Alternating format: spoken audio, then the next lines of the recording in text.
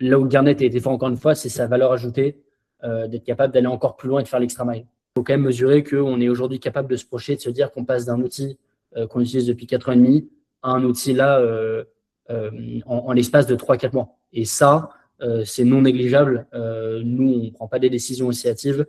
Si on fait, c'est qu'on y croit et c'est qu'on a des résultats. Nous, concrètement, donc, on a un acteur de vente privée. On a connu une très grosse croissance. Quand je suis arrivé il y a 5 ans, on lançait environ 2-3 ventes par jour max. Aujourd'hui, on en lance 7-8.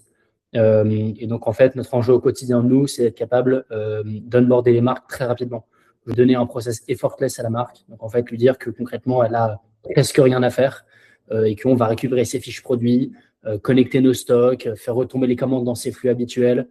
Finalement, la marque n'y verra que du feu. Quelque part, on devient une fenêtre de vente pour elle. Nous, on a développé un premier partenariat avec un outil de longue date qui nous permettait finalement de nous connecter à des Shopify. C'était très bien à ce moment-là. La réalité, c'est qu'aujourd'hui, on a eu un peu cet enjeu où l'outil ne répondait plus forcément à nos attentes. Comme je l'ai dit, on a vraiment connu une très grosse croissance avec des besoins grandissants. Et le besoin grandissant, en réalité, c'était surtout un placement concurrentiel. Donc, Garnet est un peu arrivé dans ce contexte-là. Donc, dans un très bon moment, c'est-à-dire que nous, on est en train de relancer une très forte phase de croissance avec The Broderie. Et pour ça, ça vient avec des enjeux et notamment celui-ci. Le premier pain qui nous a amené à travailler avec Garnet, c'est qu'en fait, on avait trouvé un autre outil qui nous permettait de faire des connexions au PrestaShop, mais qui était assez bancal, honnêtement, qui n'était pas très fiable.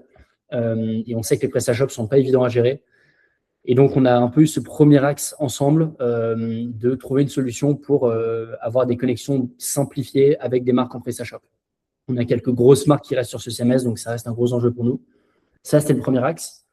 Il est important, mais ce n'est pas le plus stratégique pour nous. Et c'est pour ça qu'on a rapidement enchaîné sur l'axe Shopify. Et donc, sur celui-là, là, ce qui a été intéressant, c'est, je dirais, en 2 phases. Le premier, c'est de proposer un onboarding en 2 secondes avec une marque partenaire Shopify, pouvoir récupérer les fiches produits, connecter les stocks, faire retomber les commandes. Mais derrière aussi, comme je disais, c'est aller avoir ce point d'équilibre sur la concurrence, sur le marché. Au niveau de la concurrence, nous, il y avait 2 enjeux principaux. Le premier, c'était être capable d'avoir une retombée comptable qui n'impacte pas la marque. Et donc là, ce premier axe qu'on a réglé avec Garnet, c'était de faire tomber les commandes à 0 € et donc ne plus avoir ce levier supplémentaire, de ne plus avoir d'impact comptable. Le second, c'était les transporteurs. Pareil, un autre enjeu qu'on avait, c'est que nos marques partenaires, parfois, elles peuvent être plus petites que nous et elles n'ont pas toujours des contrats de transporteurs qui sont très attrayants. Et donc, elles sont tentées souvent de nous proposer de mettre en place des transporteurs comme Mondial Relais, qui leur coûtent nettement moins cher. Donc, ça ajoutait un niveau de complexité. Et pareil, Garnet est venu répondre avec nous. Ce qui est très agréable, c'est qu'on a très vite eu un très bon lien avec François. Je trouve qu'on a rapidement eu un lien de confiance. Je pense que le lien de confiance, il se base sur le fait que moi, j'ai été frappé tout de suite par un sentiment qu'il y a une vraie ambition derrière Garnet. Ça s'est senti. Il y avait une volonté d'aller chercher plus loin, de comprendre nos enjeux et de vraiment essayer d'y répondre. Et ça, aujourd'hui, c'est très compliqué de le trouver sur ce secteur-là en particulier. Donc ça, c'était très, très fort. Et je pense que ça nous a tout de suite mis dans une relation de partenariat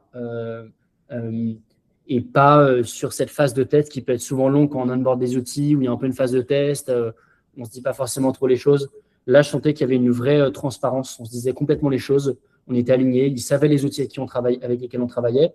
Ils comprenaient bien nos enjeux et ils comprenaient qu'il fallait répondre à ces enjeux-là pour que nous, on passe avec Garnet.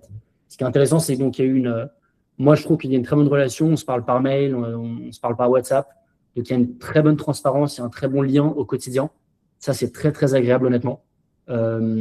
C'est très facile d'entrer en contact. Et derrière, je dirais, c'est la réactivité et la flexibilité. Je conseillerais Garnet pour plusieurs raisons. La première, je dirais, c'est encore une fois cette réactivité, cette flexibilité. C'est-à-dire que Garnet, a priori, honnêtement, jusqu'à preuve du contraire, moi, Garnet a vraiment toujours été là pour me dire tout est possible, on va regarder, on va creuser, on va le faire. Et donc ça, c'est super agréable à entendre, honnêtement, au quotidien. Et je pense qu'ensuite, je leur dirais que c'est un outil qui est fiable. Il y a rien qui est fait sans que ce soit vraiment parfaitement fait. Moi, encore une fois, je teste dans tous les sens avant qu'un dev soit sorti en prod. Et à chaque fois, il y a une vraie réactivité, il y a de la performance et il y a du résultat. Et ça, c'est très agréable.